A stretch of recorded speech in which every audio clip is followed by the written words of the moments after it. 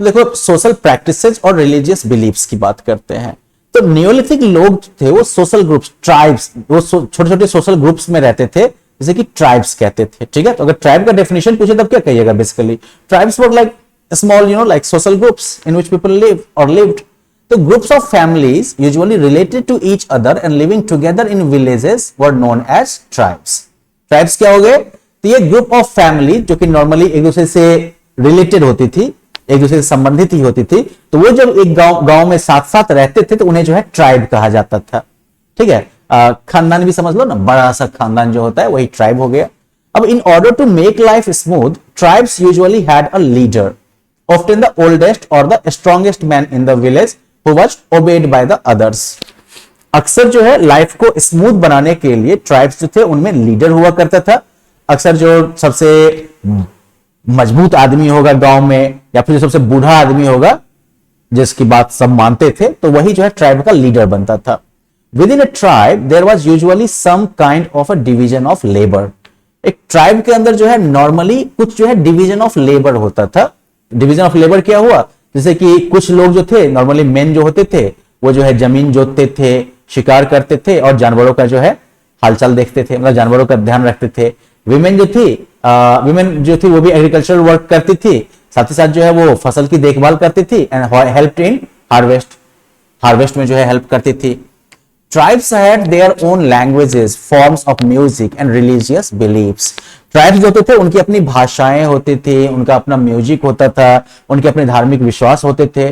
और जो early people थे उनके लिए डेथ मिस्टीरियस हुआ करता था, उनको डेथ का मतलब समझ में नहीं आता था, और इसलिए when someone died he or she was buried with all her or his personal weapons, tools and pottery। जब भी कोई मरता था तो उसे जो है उसके जितने भी पर्सनल हथियार सब होते थे ना, औजार सब और बर्तन सब, उन सब के साथ ही उनको जो है दफनाया जाता था।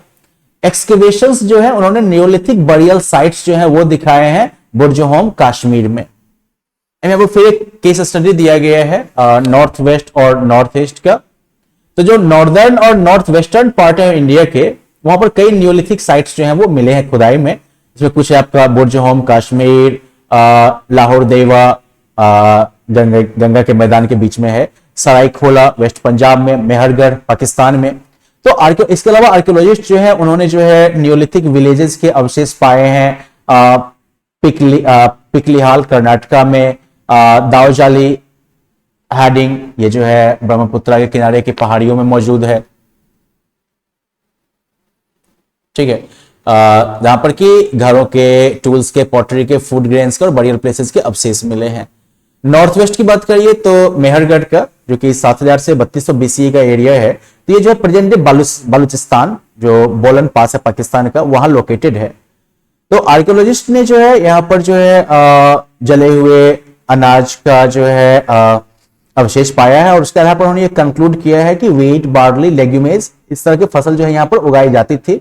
In fact men and women at Mehergarh form the earliest farming community in the Indian subcontinent।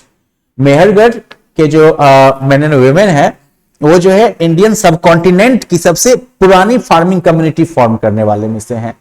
Skeletal remains of the domesticated animals, goat and sheep, have been found along with bones of wild animals। Skeletal मतलब वही कंकाल जो है जो पाले हुए जानवर थे जैसे कि बकरी, भेड़ वगैरह, वो सब भी जो है मिले हैं। साथ साथ जो है जंगली जानवरों के भी जो है हड्डियां जो है वो मिले हैं। आर्कियोलॉजिस्ट जो है उन्होंने जो है स्क्वायर और रेक्टेंगुलर मड हाउसेज के अवशेष पाए हैं। बहुत सारे जो बरियल साइट्स हैं वो ये दिखाते हैं कि लोग जो थे वो मरने के बाद के जीवन में जो है विश्वास करते थे। बहुत सारी चीजें जो इन बरियल साइट्स पर मिली हैं जैसे कि baskets, stone and bone tools, beads, pendants and animal bones, वो जो है इस बिलीफ पे की तरफ इशारा करती हैं। फिर बुर्जहोम जो कि आपके ईस्ट में लोकेटेड है, फिर ये जो है नॉर्थ में ही लोकेटेड है, नॉर्थ वेस्ट में।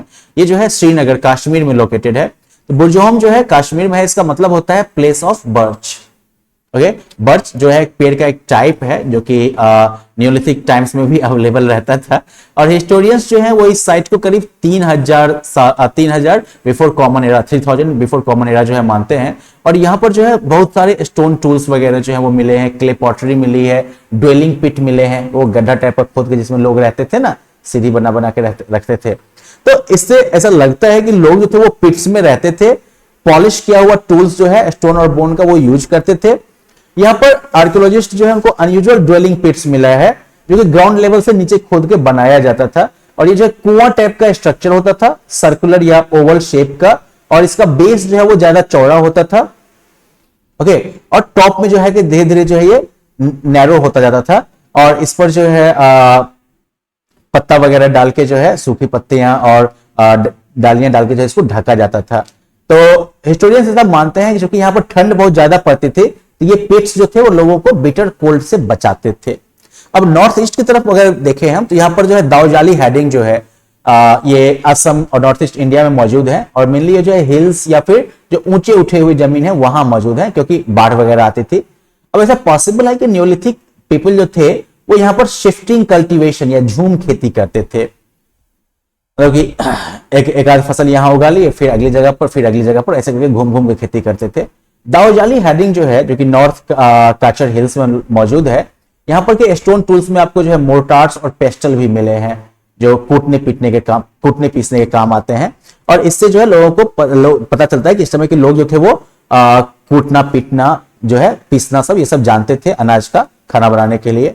इसके अलावा लोग जो थे वो यहाँ पर जंगल को जला जला के साफ करते थे खेती करने के लिए।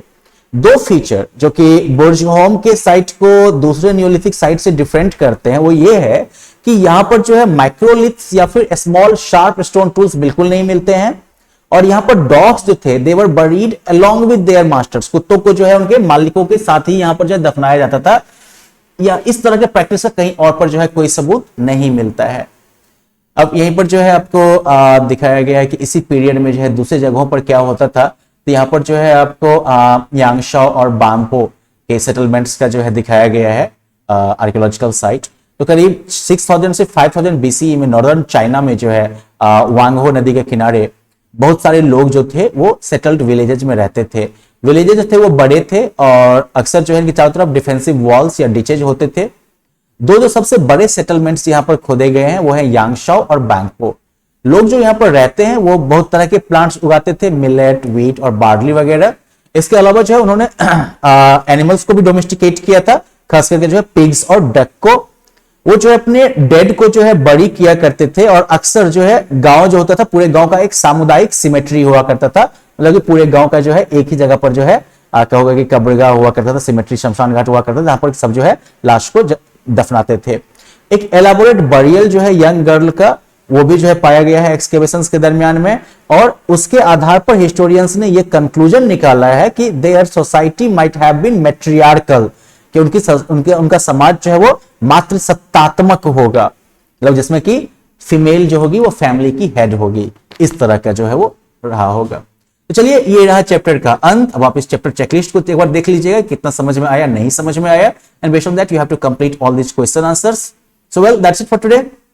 See you with the next lesson then. Bye bye.